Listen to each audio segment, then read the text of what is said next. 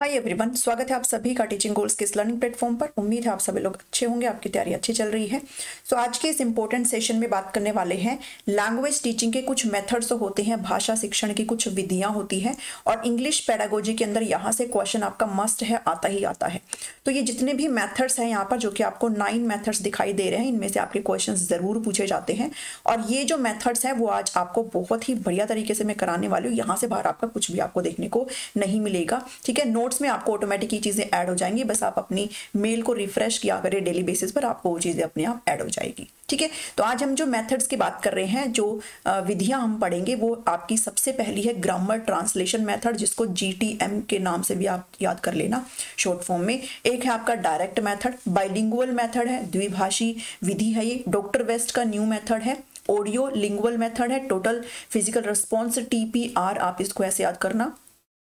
और एक आपका कम्युनिकेटिव लैंग्वेज लर्निंग है, और एक आपका structural approach, and then last जो आपका है वो नेचुरल अप्रोच है, ठीक है। तो ये जो 9 मेथड है ये बहुत ही ज़रूरी मेथड आपके लिए होने वाले हैं।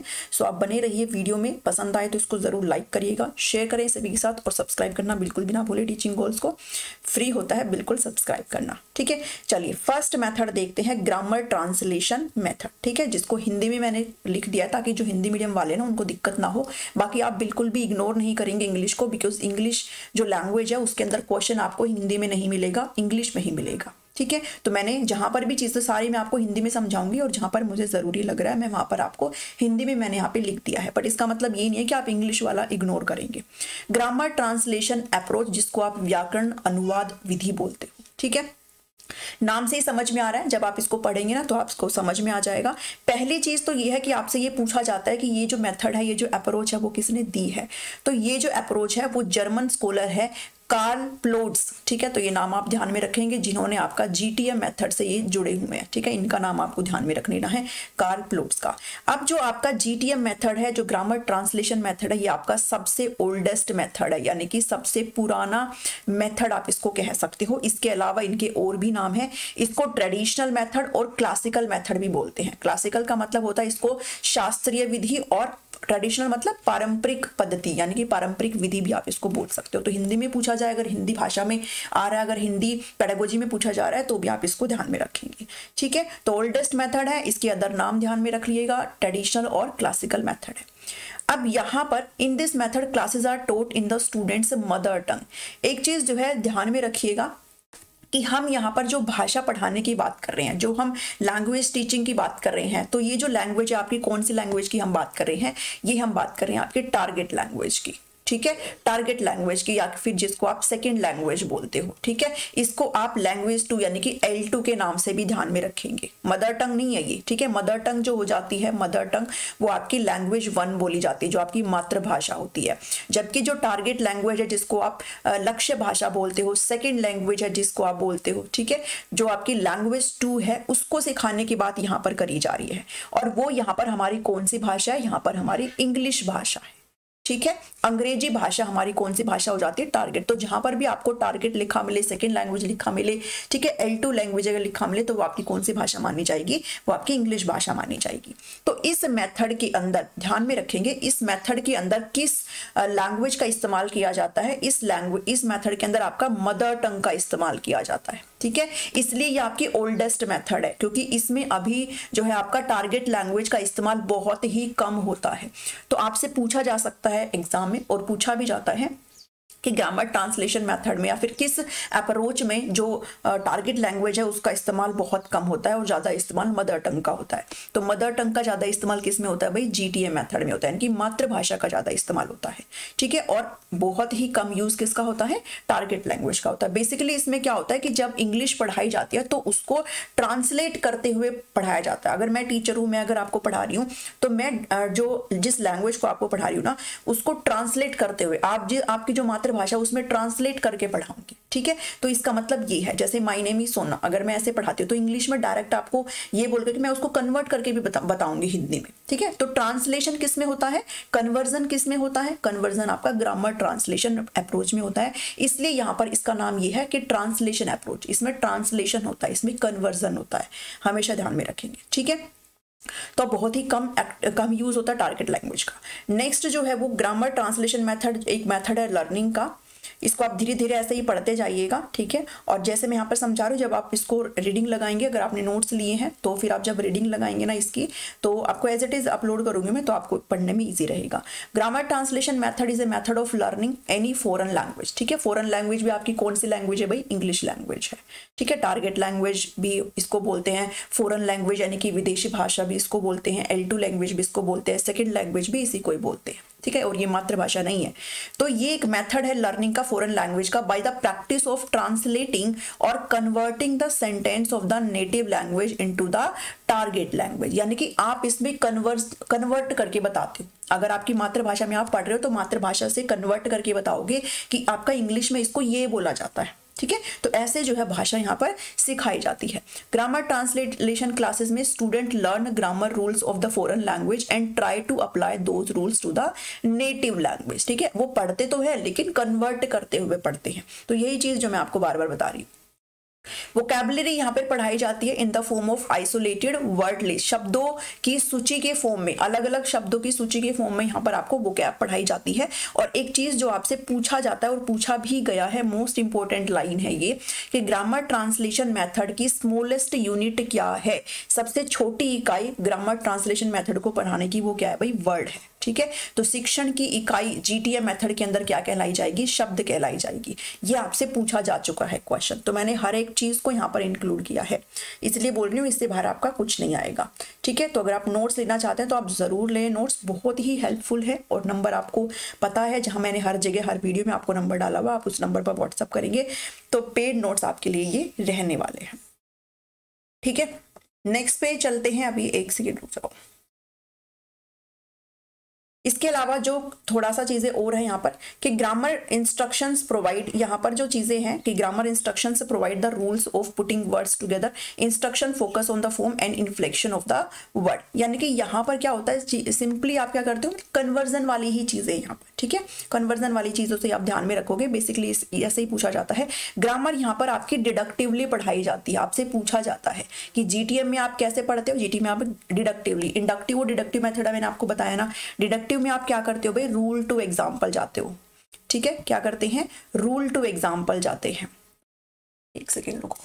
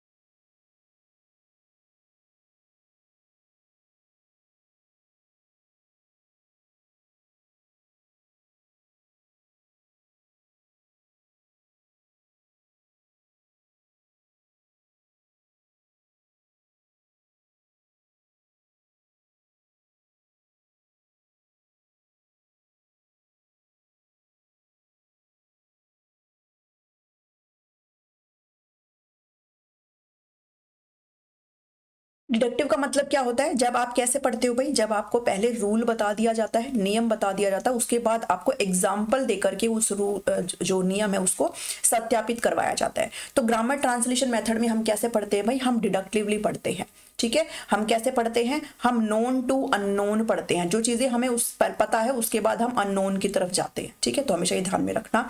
और little attention is paid to the content of text, जो टेक्स्ट लिखा हुआ है उसके ऊपर कम अटेंशन यहाँ पर जो है पे करी जाती है। Beginning with the key skills of reading and writing, बहुत ही इंपॉर्टेंट लाइन है ये कि ग्रामर ट्रांसलेशन मेथड में सिर्फ 2 स्किल्स पर फोकस किया जाता है, जो कि आपका रीडिंग और राइटिंग का है, ठीक है। ROW का है सिर्फ। जो लिसनिंग और स्पीकिंग है उस पर आपका बहुत ही कम फोकस यहाँ पर किया जाता है।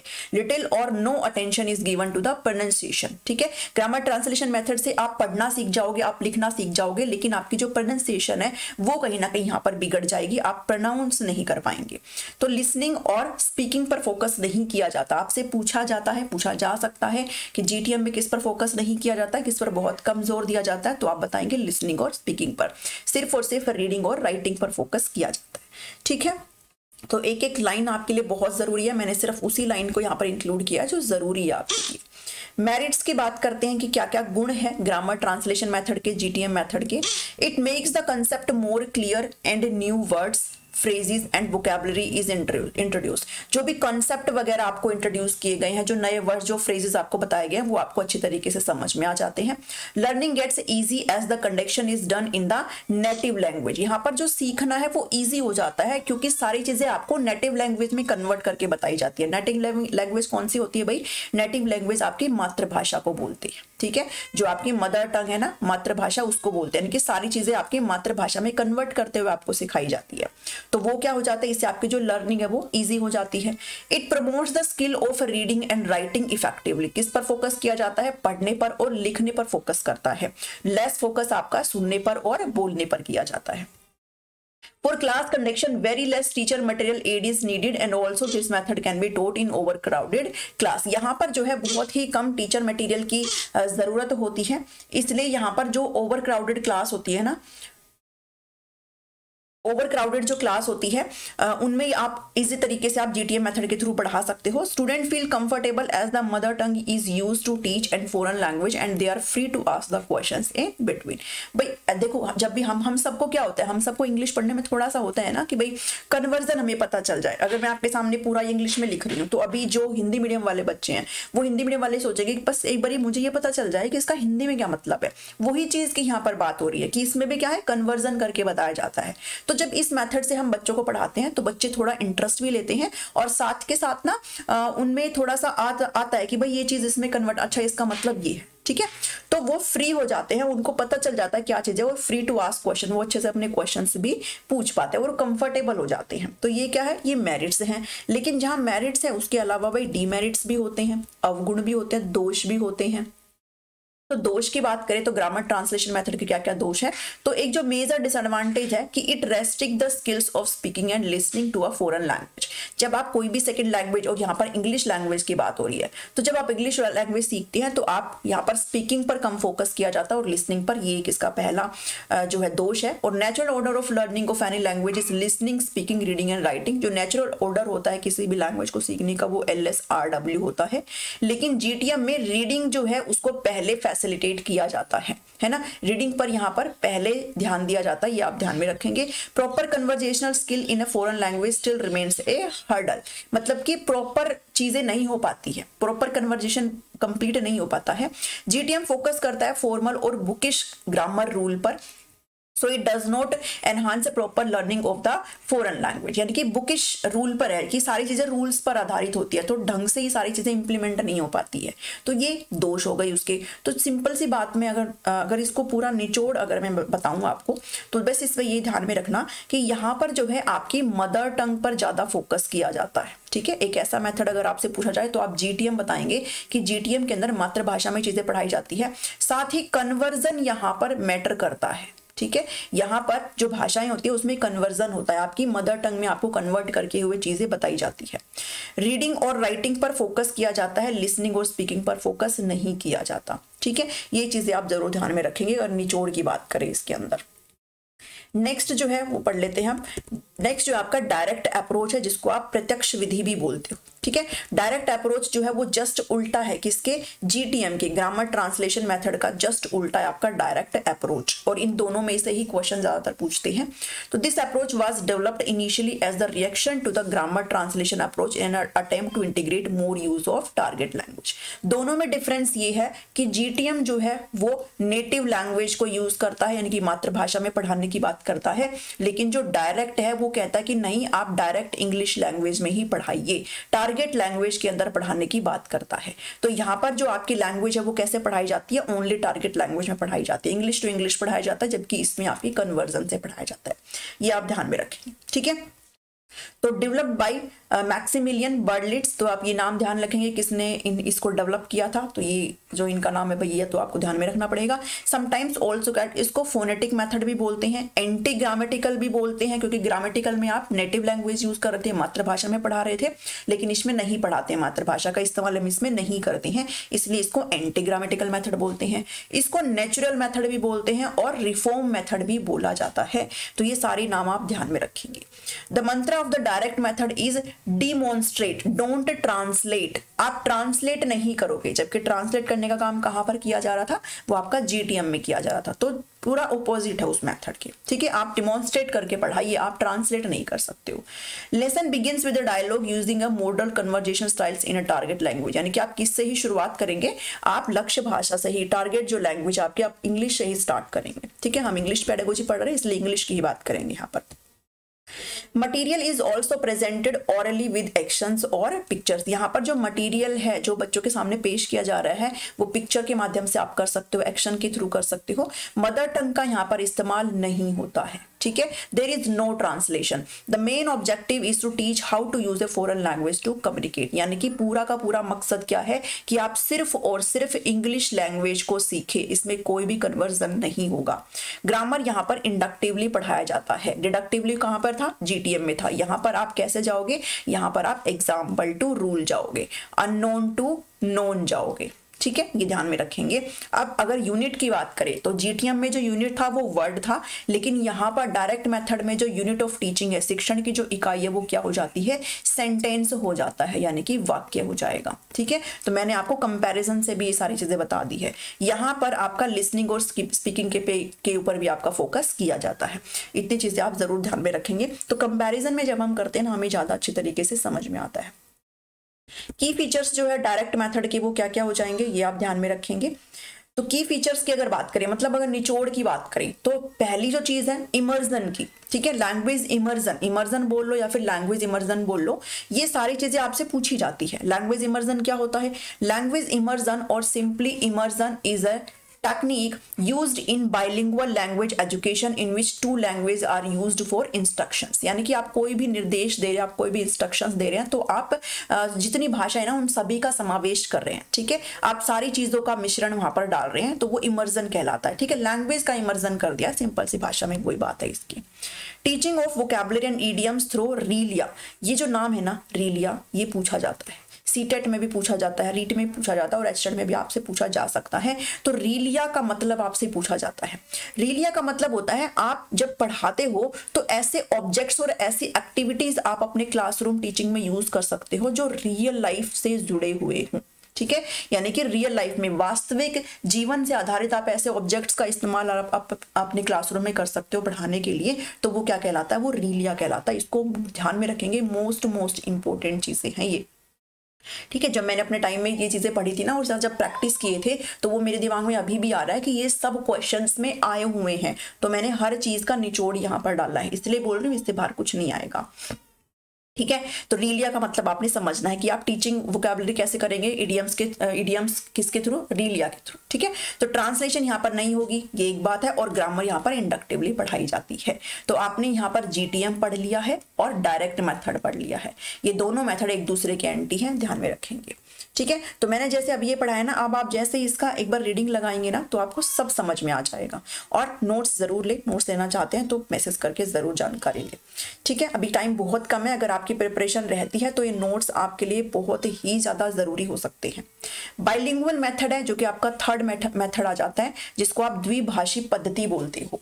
Bilingual method is the combination of direct और ग्रामर ट्रांसलेशन मेथड। ठीक है, तो मैं आपको ऐसे सीरीज में ही पढ़ाऊंगी, पहले मैंने आपको जीटीएम पढ़ाया, फिर मैंने उसका उल्टा जो डायरेक्ट मेथड है वो पढ़ाया। अब बाइलिंगुअल क्या है, दोनों का मिश्रण है। ठीक है, तो अगर आपसे पूछा जाए कौन सा मेथड दोनों का मिश्रण है, दोनों का कॉम्बिनेशन है, तो आप बताएंगे बाइलिंगुअल मेथड है। और इसको किसके द्वारा डेवलप किया गया था, सीजे डॉडसन के द्वारा किया गया था। ठीक है, ये भी ध्यान में रखेंगे। नेक्स्ट जो चलते हैं, अब देखो दोनों का मिश्रण है, मतलब कि यहाँ पर आपकी बात हो रही है मदर टंग की भी और टारगेट लैंग्वेज की भी यहाँ पर बात हो रही है। This method where two language, अब इस जो मेथड है, ये जो अप्रोच है, इसमें दोनों भाषाओं का इस्तेमाल किया जाता है, मदर टंग का भी किया जाता है और टारगेट लैंग्वेज का भी इस्तेमाल किया जाता है। लेकिन जो मदर टंग का इस्तेमाल है वो कौन कर सकता है, वो सिर्फ टीचर कर सकता है, बच्चे नहीं कर सकते। ठीक है, ध्यान में रखेंगे कि आपसे पूछा जाए, देखो बाइलिंगुअल है, बाइलिंगुअल मतलब दोनों भाषा, ठीक है, दोनों भाषा, मदर टंग भी और टारगेट भी। मदर टंग का इस्तेमाल कौन करेंगे, टीचर करेंगे। Teacher use the mother tongue to achieve the target language, यहाँ पर टारगेट लैंग्वेज क्या है भाई, इंग्लिश है, हम पहले ही बात कर चुके हैं। Bilingual method is the best understood as a traditional 3 phase structure, यहाँ पर 3 फेज स्ट्रक्चर की बात करी गई है बाइलिंगुअल मेथड में। जो 3 फेज है वो ध्यान में रख लेना, एक है आपका प्रेजेंटेशन यानी कि आपका प्रस्तुतिकरण, दूसरा आपका प्रैक्टिस जिसको आप अभ्यास बोलते हो, और तीसरा है प्रोडक्शन जिसको आप उत्पादन बोलते हो। ठीक है, तो ये 3 फेज ध्यान में रख लेना जिसकी हम बात करते हैं बाइलिंगुअल मेथड में। ठीक है, इतना पढ़ेंगे ना, बहुत है। उसके बाद एडवांटेज पे चलते हैं, क्या एडवांटेज है इसका। तो एडवांटेज की अगर बात करें तो right use of mother tongue by the teacher does not spoil the environment of teaching English. कहने के मतलब ये है कि ये डिपेंड करता है टीचर पर। अगर मैं आपको पढ़ा रही हूँ और मुझे आपको इंग्लिश लैंग्वेज पढ़ानी है, लेकिन जो जो मदर टंग है उसका इस्तेमाल सिर्फ मैं कर सकती हूँ एज ए टीचर, तो ये मेरे पे डिपेंड करता है मैं कितने अमाउंट में यूज करूँगी, मैं कितना यूज करूँ। मैं हद से ज्यादा तो नहीं कर रही हूँ कि बच्चे बस उसी के यूज टू हो जाए, मैं हद से ज्यादा यूज कर रही हूँ कि बच्चे टारगेट लैंग्वेज सीख ही नहीं रहे हैं, तो मैं उतना इस्तेमाल करूँ जो मुझे आपको पढ़ाने में हेल्प करे। ठीक है, मैं उतना इस्तेमाल ना करूं कि आप उससे भटक जाओ, आप टारगेट लैंग्वेज को सीखने के अलावा आप अपनी मदर टंग में ही फंसे रह जाओ। ठीक है, तो ये टीचर पर डिपेंड करता है। तो right use of mother tongue का इस्तेमाल यहाँ पर हमें करना चाहिए। और this method helps in developing fluency in spoken English, यानी कि आप इंग्लिश बोलने में फ्लुएंट हो जाए, मतलब आप प्रवाहित हो जाए। मतलब फ्लुएंसी का मतलब क्या होता है, आप फ्लुएंटली बोलने लग जाए, है ना, बढ़िया तरीके से बोलने लग जाए। Bilingual method also helps in giving proper training for different skills, namely listening, speaking, reading and writing। तो ये बेसिक सी चीजें हैं। उसके बाद डिसएडवांटेज भी है यहाँ पर bilingual method का। The use of mother tongue while teaching English language may spoil the continuity and fluency। वही चीज है जो मैंने आपको अभी बताया कि मैं उतना इस्तेमाल करूँ कि जिससे कंटिन्यूटी बनी रहे, जिससे इंटरेस्ट बना रहे बच्चे का, बच्चे सीखे टारगेट लैंग्वेज को। मैं इतना इस्तेमाल ना कर बैठूं कि बच्चे फिर भटक जाए, ध्यान ही नहीं रहे उनका कि हमें इंग्लिश सीखनी है, वो बस कन्वर्जन करते जा रहे हैं और हिंदी में फंसे हुए हैं। ठीक है, तो डिसएडवांटेज भी है इसका ये, तो ये टीचर के ऊपर डिपेंड करता है। ठीक है, तो ध्यान में रखिएगा दोनों लैंग्वेज का इसमें इस्तेमाल होता है और इसमें 3 फेज है आपके, तो वो भी ध्यान में रखिएगा।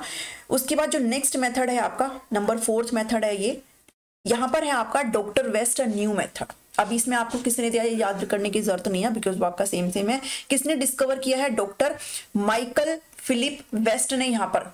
ठीक है, माइकल फिलिप वेस्ट ने इसको डिस्कवर किया है और इस मेथड को टेक्स्ट बुक मेथड और रीडिंग मेथड भी कहा जाता है। ठीक है, पठन विधि भी इसको कहा जाता है। This method emerged as a method to overcome the limitation of direct method. बहुत ही इंपॉर्टेंट लाइन है, डायरेक्ट मेथड की जो लिमिटेशन है उसको ओवरकम करने के लिए किस मेथड को लाया गया है, तो वो बताएंगे डॉक्टर वेस्ट न्यू मेथड को लाया गया है। ठीक है, तो डायरेक्ट मेथड में हम क्या कर रहे थे, हम सिर्फ टारगेट लैंग्वेज का इस्तेमाल कर रहे थे, हम मदर टंग का इस्तेमाल नहीं कर रहे थे। ठीक है, तो यहाँ पर कहता है कि ये फेवर करता है मदर टंग का, जबकि डायरेक्ट क्या कहता था, डायरेक्ट कहता था मदर टंग का इस्तेमाल नहीं करेंगे, ये फेवर करता है, ये कहता है मदर टंग का हम इस्तेमाल कर सकते हैं। This method focused on reading competencies both oral and silent. ध्यान में रखेंगे ये जो मेथड है वो रीडिंग पर फोकस करता है, पढ़ने पर फोकस करता है। ठीक है, साइलेंट रीडिंग पर फोकस करता है और ओरल रीडिंग पर फोकस करता है। ठीक है, मतलब कि जो बोल करके जब आप पढ़ते उस पर फोकस करता है और जो मौन पठन है उस पर फोकस करता है। ठीक है, तो अब आपसे पूछा जा सकता है कि साइलेंट रीडिंग पर कौन सा अप्रोच फोकस करता है, तो वो है डॉक्टर वेस्ट न्यू मेथड। ठीक है, इग्नोर करते हैं लिसनिंग, स्पीकिंग और राइटिंग को, सिर्फ किस पर फोकस करते हैं, रीडिंग पर फोकस करते हैं। 3 एलिमेंट आते हैं यहाँ पर मेनली, तो इसके 3 एलिमेंट भी आप ध्यान में रख लेना। रीडिंग, रीडर विद वोकैबुलरी, यानी कि आप वोकैबुलरी के साथ रीड करें। ठीक है, और इसके अलावा जो लास्ट है आपका वो है use of native language judicially, यानी कि आप न्याय पूर्वक यूज करें नेटिव लैंग्वेज को। ठीक है, तो 3rd ये है, तो इतना आपको उसमें पढ़ना है डॉक्टर वेस्ट मेथड में, जो कि अल्टरनेट है किसका, डायरेक्ट मेथड की जो लिमिटेशन है उसको खत्म करने के लिए इस मेथड को लाया गया। ठीक है, 5वें मेथड पर बढ़ते हैं जल्दी से। 5वां जो मेथड है वो है आपका audio lingual method. Audio lingual method important है, यहां से भी कई बार क्वेश्चन आया हुआ है। This method is based on the principles of behavioural psychology. अगर आपसे पूछा जाए कि बिहेवियरल स्कूल ऑफ साइकोलॉजी से इंस्पायर्ड होकर के कौन सा मेथड आया है, तो आप बताएंगे ऑडियो लिंगुअल मेथड आया है। इस मेथड को आर्मी मेथड भी कहा जाता है, ठीक है। वर्ल्ड वार के दौरान कुछ ऐसे कोड्स होते थे जिनका इस्तेमाल किया जाता था, तो वो इससे रिलेट करते हुए आप इसको याद कर सकते हो। इसको आर्मी मेथड भी बोलते हैं, इसको ओरल मेथड भी बोला जाता है। इसको डेवलप करने का काम किया था चार्ल्स सी फ्राइज ने, नाम याद रख लेंगे। और बस आपको नाम ही याद रखने हैं, बाकी तो मैं आपको समझा ही रही हूँ। आपको बस एक दो बार जब देखोगे, देखने का तो चलो इतना टाइम नहीं है, जब एक दो बार सुनोगे ना तो समझ में आ जाएगा। Target language is the only language of the classroom, यानी कि यहाँ पर आप किस भाषा में पढ़ेंगे, सिर्फ और सिर्फ टारगेट लैंग्वेज में। It adapted many of the principles and procedures of the direct method, ठीक है। इसने क्या कहा है, यहाँ पर पहले कहा ना कि डायरेक्ट सिर्फ टारगेट लैंग्वेज में पढ़ाएंगे, मतलब सिर्फ और सिर्फ इंग्लिश लैंग्वेज की बात करी जा रही है, और सिर्फ इंग्लिश लैंग्वेज की बात हम डायरेक्ट मेथड में ऑलरेडी पढ़ के आए हैं, ठीक है। तो ये इसके प्रिंसिपल्स और प्रोसीजर को अपनाने का काम यहाँ पर किया जाता है। New material is presented in the forms of dialogue के फॉर्म में जो है न्यू मटेरियल प्रेजेंट किए जाते हैं। डायलॉग देखो ओरल मतलब ऑडियो है, ठीक है, बोल करके सारी चीजें हो रही है, तो डायलॉग की फॉर्म में होता है। Grammar structures are taught first then vocabulary, पहले जो है ग्रामर के स्ट्रक्चर्स, जो संरचना है ग्रामर की, व्याकरण की, वो बताई जाती है वोकैबुलरी से पहले, और यहाँ पर सेंटेंस और साउंड पैटर्न पर फोकस किया जाता है। तो ये चीजें आप जरूर ध्यान में रखेंगे, ये तो आपको रखना ही पड़ेगा, ठीक है। तो ऑडियो लिंगुअल मेथड किसने दिया था, क्या है ये, इसको क्या बोला जाता है, इतना आप ध्यान में रखेंगे। नेक्स्ट है टीपीआर, टोटल फिजिकल रिस्पॉन्स, जिसको आप संपूर्ण शारीरिक प्रतिक्रिया, तो ये मैंने ऐसे लिख दिया है ताकि आप समझ लो जो भी हिंदी मीडियम वाले हैं, ठीक है। डेवलप्ड बाय जेम्स एशर, किसने डेवलप किया है, जेम्स एशर ने डेवलप किया है। नाम से ही समझ में आ रहा है कि आप कैसे फिजिकल, देखो मैंने पिक्चर भी यहाँ पर इसलिए लगाई है ताकि आप समझ पाए कि आप यहाँ पर लैंग्वेज सीख तो रहे हैं, लेकिन अपना फिजिकली रिस्पॉन्स से सीख रहे हैं, आप फिजिकली एक्टिव होकर के चीजों को सीख रहे हैं, तो वो आपका फिजिकल रिस्पॉन्स मेथड है, ठीक है। It is based on the idea that language learning is most effective when it involves a physical response from learner, मतलब जब आप भाषा को सीखते हैं तो वो इफेक्टिव, वो बढ़िया तरीके से तभी आ पाता है जब आप फिजिकली शारीरिक रूप से प्रतिक्रिया जो अपने लर्नर हैं उनसे ग्रहण कर पा रहे हो, है ना। आपने देखा होगा ना क्लासरूम में ऐसे एक्टिविटी में हम करके हुए सीखते हैं, ठीक है, जैसे बच्चे यहाँ पर आपको बैठे हुए दिखाई दे रहे हैं, ऐसे एक्टिविटी में हम बच्चों को सिखाते हैं, तो यहाँ पर शारीरिक जो क्रियाएं हैं वो इंपॉर्टेंट यहाँ पर रोल प्ले करती है। TPR emphasizes the use of movement and action of internalize and comprehend language, यानी कि आप भाषा कैसे सीखते हो, आप अपने बॉडी पार्ट्स को के मूवमेंट से सीखते हो, ठीक है। भाषा जैसे आप पिक्चर से देख पा रहे हो, ये आपको समझाने के लिए ही लगाई गई है और उम्मीद कर रही हूँ कि आप समझ रहे हो। Total physical response is a strategy in which student make connection to the word, यानी कि बच्चे क्या है, जो शब्द है, जो फ्रेजेस है, जो वाक्य है, सेंटेंसेस है, उनके साथ जो है कनेक्शन बनाते हैं और उनसे रिलेटेड फिजिकल मूवमेंट करते हैं ताकि उनको डिफाइन किया जा सके। आपने भी पिक्चर देखा ना, उससे आप समझ रहे हो मैं क्या कहने की कोशिश कर रही हूँ। The objective is this method is develop fluency, आप में जो प्रवाह आ सके, फ्लुएंसी आ सके, ये इसका ऑब्जेक्टिव है। और TPR is suitable only for beginning level, जो छोटे बच्चे होते हैं ना, मतलब उनके लिए ज्यादा बढ़िया होता है, वो हंसी खेल में ये सारी चीजें पढ़ लेते हैं। Total physical response lesson use a wide range of realia, realia वो ये ना कि हाँ आप क्या करते हो, आप अपने जो ऐसे ऑब्जेक्ट्स का इस्तेमाल अपने क्लासरूम में करते हो जो आपके रियल लाइफ से रिलेटेड होते हैं, ठीक है। तो रीलिया आपका आ रहा है यहाँ पर, पोस्टर्स के थ्रू आप बच्चे को करा सकते हो। Understanding the spoken language before developing the skills of speaking, यानी कि आप बोलना सीखे उससे पहले आप क्या कर पाए, उससे पहले आप समझ पाए कि सामने वाला क्या कह रहा है, यानी कि लिसनिंग पर यहाँ पर ज्यादा फोकस किया जाता है, ठीक है। तो ये चीज आप ध्यान में रखेंगे। टीपीआर यानी कि आपका जो फिजिकल मूवमेंट है, आप भाषा तो ग्रहण कर रहे हो, साथ के साथ आप प्रतिक्रिया भी दे रहे हैं, वो आपका टीपीआर मेथड है। नेक्स्ट चलते हैं कम्युनिकेटिव लैंग्वेज टीचिंग की तरफ, संचारी भाषा शिक्षण, कम्युनिकेटिव लैंग्वेज टीचिंग, यानी कि कम्युनिकेटिव क्या होता है भाई, आपकी बातचीत करना, संप्रेषण, ठीक है। संचार, कम्युनिकेशन संचार ही बोलते हैं जब आप बात करते हो, ठीक है, किसी दो लोगों की बातचीत, या फिर आप अपने टीचर से बात कर रहे हो, अपने पीयर्स के साथ बात कर रहे हो। तो भाषा सिखाना कैसे, कम्युनिकेशन के थ्रू, ठीक है। कम्युनिकेशन से भाषा सिखाना, सिर्फ आपको लैंग्वेज के रूल और स्ट्रक्चर बता करके भाषा, रूल्स वगैरह बता करके भाषा सिखाना नहीं, यहाँ पर फोकस किया जाता है कि आप अगर भाषा सीख रहे हो तो आप उसको अपने व्यवहार में लाओ, आप बातचीत करें। फिर अगर आप इंग्लिश लैंग्वेज सीख रहे हो तो आप इंग्लिश में बातचीत करें, तभी तो आपको आएगा। ये आपका बेस्ट मेथड कहा जा सकता है, ठीक है। भाई अगर इंग्लिश की बात करें तो अगर आपकी इंग्लिश की भले ही जितनी मर्जी बढ़िया आप कोचिंग ले लो, लेकिन अगर आप उसका इस्तेमाल नहीं कर रहे हो अपने डेली लाइफ में, तो क्या आप इंग्लिश सीख सकते हो? या आपके लिए बहुत डिफिकल्ट हो जाएगा फिर इंग्लिश सीखना। तो communicative language teaching is a methodology by which learners learn language through interactions, यानी कि बातचीत से सीखते हैं भाषा को। Interactions can be with teachers, अभी टीचर के साथ भी हो सकता है या फिर अपने फ्रेंड सर्कल के साथ भी हो सकता है। ऑब्जेक्टिव क्या है CLT का? Is to enable learner to communicate effectively in that second language और foreign language that they are trying to learn, यानी कि जिस फॉरेन लैंग्वेज को, जिस टारगेट लैंग्वेज को, जिस इंग्लिश लैंग्वेज को बच्चे पढ़ने की कोशिश कर रहे हैं, जिसको लर्न करने की कोशिश कर रहे हैं, इसमें बच्चे फ्लुएंटली बातचीत भी कर पाए, कम्युनिकेट भी कर पाए, ये इस मेथड का मोटो है, ऑब्जेक्टिव है। ठीक है, तो inception of this teaching methodology is believe to have starting 1960s में इसकी शुरुआत हुई, और नोम चॉम्स्की ने सबसे पहले इस चीज को जो है एक तरीके से सही साबित किया। द अमेरिकन नोम चॉम्स्की से आप क्या याद करते हो? नोम चॉम्स्की ने क्या दिया था? लैंग्वेज एक्विजिशन डिवाइस दी थी ना, लैंग्वेज एक्विजिशन डिवाइस दी थी, याद आ रहा है? मैंने आपको करवाया था उसमें, जब हमने लैंग्वेज और एक्विजिशन और लर्निंग हमने पढ़ा था, कि इन्होंने कहा था कि हमारे अंदर भाषा को ग्रहण करने की एक जन्मजात क्षमता होती है, कि नेट एबिलिटी होती है भाषा को ग्रहण करने की। और वो किसकी वजह से होता है? वो ये कहता है कि एक हाइपोथेटिकल डिवाइस हमारे माइंड में स्टोर होती है, जो हमें दिखती नहीं है लेकिन होती है, इसको LED कहा जाता है, लैंग्वेज एक्विजिशन डिवाइस। ठीक है, तो आप भाषा अर्जन, जिसको यंत्र, भाषा अर्जन यंत्र इसको हिंदी में बोलते हैं। ठीक है, LED की बात करते हैं और यूनिवर्सल ग्रामर की बात करते हैं। ठीक है, तो ये आपको ध्यान में आया होगा, नोम चॉम्स्की। ठीक है, तो ध्यान में रखेंगे, ये अमेरिकन लिंग्विस्टिक थ्योरिस्ट है हु हैज गिवन, देखो नोम चॉम्स्की से एक क्वेश्चन जरूर आएगा, तो वो उस क्लास को आप जरूर देखना, उस क्लास में मैंने आपको कंप्लीट इसको पढ़ाया है, एक क्वेश्चन मस्ट है, आएगा ही आएगा। तो अमेरिकन थ्योरिस्ट है ये, who has given rise to the communicative language teaching methodology, यानी कि इन्होंने सब इसके बारे में बात करी है, इन्होंने इसको सही बताया है, तो नोम चॉम्स्की का नाम आप जरूर ध्यान में रखेंगे। ठीक है, तो नोम चॉम्स्की बहुत ही इंपॉर्टेंट है भाई, बार बार बोल रही हूँ इस चीज को, आता ही है एक क्वेश्चन तो यहाँ से।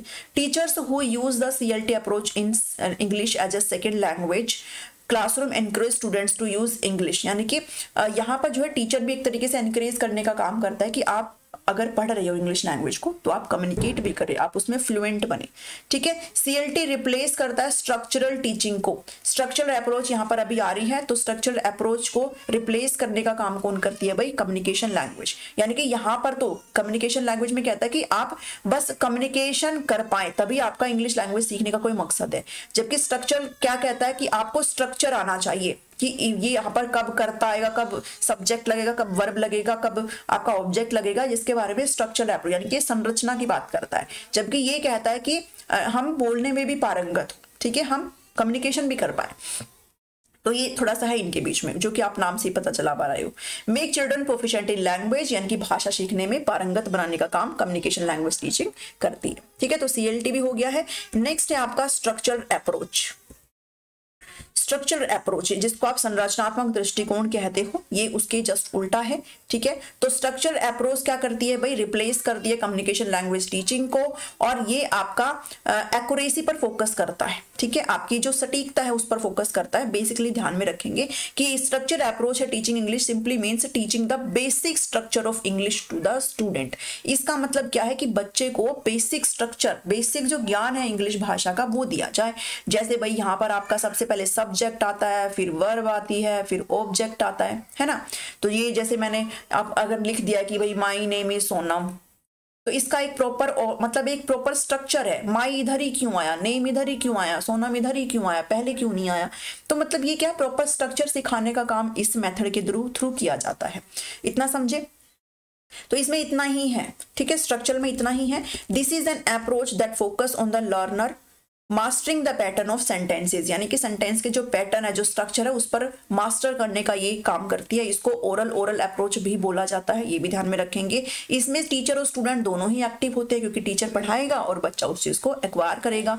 This method can be adopted to all the students of language learning, यानी कि ये हर जगह इसका आप इस्तेमाल कर सकते हो। तो स्ट्रक्चरल अप्रोच में आप इतना ध्यान में रखेंगे। फिर जो आपका लास्ट है, ये आई थिंक लास्ट ही है, ये है आपका natural approach of teaching English. ठीक है, यानी कि प्राकृतिक अप्रोच, उपागम आप इसको कह सकते हो, प्राकृतिक मेथड है इंग्लिश को सिखाने का, आप इसको बोल सकते हो। बेसिकली अगर बात करें इस मेथड के बारे में, चलो पहले ये देख लो कि किसने इसको डेवलप किया था। तो जो नाम आता है वो आता है स्टीफन क्रैशन का। और ट्रेसी टेरल का, ठीक है। स्टीव क्रैशन नाम याद रख लो और ट्रेसी नाम याद रख लो, पूरा नहीं हो पाता है तो। इन द लेट 1970s, ठीक है। तो किसने किया है भाई इसको डेवलप, ये नाम याद रख लेना। This method is based on observations of how children acquire their native language. Basically इतनी महाभारत आप खुद पढ़ लेना, मैं आपको बता देती हूँ कि इसमें लिखा क्या है। ये कहता है कि देखो किसी भी भाषा को सीखने का ना एक नेचुरल तरीका होता है। जैसे आप अपनी मदर टंग को एक्वायर करते हो, मदर टंग सीखने के लिए जो आपके घर परिवार में भाषा बोली जाती है ना, उसको सीखने के लिए आप स्कूल नहीं जाते हो, वो आप सीख जाते हो, आपके पास एनवायरमेंट, आप सीख जाते हो।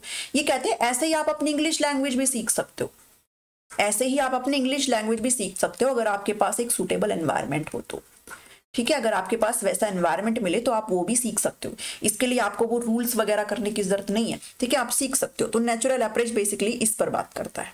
वैसे एक बार देख लेते हैं कि नीचे भी क्या लिखा है ताकि आपको समझ में आ जाए, ठीक है। तो this method is based on observations of, यानी कि बच्चे एक्वायर कैसे करते हैं अपनी मदर टंग को, इस पर ही बेस्ड होता है। सेकंड लैंग्वेज को भी एक्वायर किया जा सकता है अगर सुटेबल एनवायरनमेंट हो। इसके अलावा यहाँ पर जो है टेरल के according there is no reason why second और third language should be acquired differently from the way first language is acquired by children. अब देखो मैंने यहाँ पर ना इसको हिंदी में भी लिखा है ताकि आपको ये समझ में आ जाए, बिकॉज यहाँ से क्या पता क्वेश्चन उठा के पूछ ले कि बताओ ये किसने कहा है, क्या कहा है। ये कहता है कि जो आप फर्स्ट लैंग्वेज सीख रहे हो ना, टेरल के अकॉर्डिंग, टेरल ने जो बोला है कि आपकी जो सेकंड लैंग्वेज है, जो आपकी थर्ड लैंग्वेज है, जो भी है मदर भाषा के अलावा जो भी आपकी भाषाएं हैं, उसको सीखना अलग कैसे हो सकता है। अगर आप अपनी पहली लैंग्वेज को एक्वायर कर रहे हो अपने एनवायरनमेंट से, तो आप उनको भी एक्वायर कर सकते हो। तो इनका कहने का मतलब ये है कि दूसरी और जो तीसरी भाषा है वो पहली भाषा सीखने के तरीके से अलग तरीके से सीखी जाए, ऐसा जरूरी नहीं है, ऐसा कोई कारण नहीं है भाई सारी चीजें आप नेचुरली सीख सकते हो, ठीक है। तो ऐसा कहना किसका, ऐसा कहना है टेरल का, ठीक है। तो आपसे भाई ये पूछा जा सकता है बताओ ये किसने कहा है, तो ये टेरल ने कहा है। नेक्स्ट जो बात करते हैं, दोनों ही बात करते हैं, क्रैशन और Terrell believe that there is no need to deconstruct a language into its component, यानी कि किसी भाषा को उसके टुकड़ों में तोड़कर पढ़ाने की जरूरत नहीं है। दिस मीन्स मतलब no listen, no repeat drill, grammar exercises, error correction, मतलब ये सब करने की जरूरत नहीं है। Being exposed to the language is the major requirement. आप लैंग्वेज की तरफ एक्सपोज्ड करो बच्चे को। मैं अगर आपको इंग्लिश पढ़ा रही हूँ और मैं उस इंग्लिश लैंग्वेज के प्रति आपको रूबरू कराई नहीं रही हूँ, मैं सिर्फ और सिर्फ बता रही हूँ कि इंग्लिश लैंग्वेज पढ़ो पढ़ो पढ़ो, और मैं आपको उससे रूबरू नहीं करा रही हूँ, मैं उससे आपको एक्सपोज ही नहीं कर रही हूँ, तो आप उस भाषा को नहीं सीख पाएंगे। तो ये कह रहे हैं कि विद्यार्थी को स्वाभाविक रूप से बोलना शुरू करने के लिए भाषा से परिचित होना प्रमुख आवश्यक है, यानी कि आप परिचित हो, आप उससे एक्सपोज्ड हो। तो अगर आप टारगेट लैंग्वेज जो कि आपकी इंग्लिश है, अगर उससे एक्सपोज्ड होंगे तो भी आप उसको सीख सकते हो। ये कहना किसका, ये कहना भी ट्रेसी और क्रैशन का, ठीक है। तो आप इतना ध्यान में रखेंगे, टेरल और जो क्रैशन है उनका ये कहना है। तो ये आपका लास्ट मेथड था। यहाँ पर हमने ये सारे मेथड अच्छे से पढ़ लिए हैं, उम्मीद करती हूँ कि आपको ये समझ में आए होंगे। और ये सारे मेथड्स की जो पीडीएफ है वो आपको जस्ट अभी इस वीडियो के बाद अपडेट कर दी जाएगी। अगर आप पीडीएफ का एक्सेस लेना चाहते हैं, मैं रिकमेंड करती हूँ कि आप जरूर ले, बहुत ही कम अमाउंट में आपको ये प्रोवाइड कर रही हूँ। 7419055279 पर आप व्हाट्सअप करके इन्फॉर्मेशन ले सकते हो। पेड पीडीएफ आपके लिए रहने वाली है, ठीक है। कंप्लीट जनरल सेक्शंस के पीडीएफ आपको यहाँ पर मिल जाएंगे। आज के इस वीडियो में इतना ही है। जरूर लाइक करें, शेयर करें और सब्सक्राइब करें सभी के साथ। मिलती हूँ नेक्स्ट वीडियो में। Thank you, thanks for watching me.